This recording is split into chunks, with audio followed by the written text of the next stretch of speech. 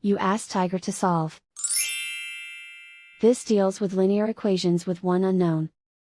The final result is z equals -9. Let's solve it step by step. Group all z terms on the left side of the equation. Subtract 6z from both sides. Group like terms. Simplify the arithmetic.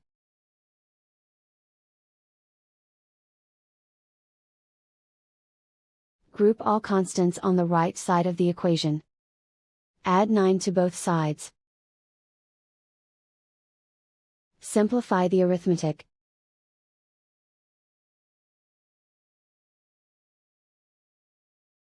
Isolate the z. Multiply both sides by -1. Remove the ones. Simplify the arithmetic. And so the final result is z equals -9.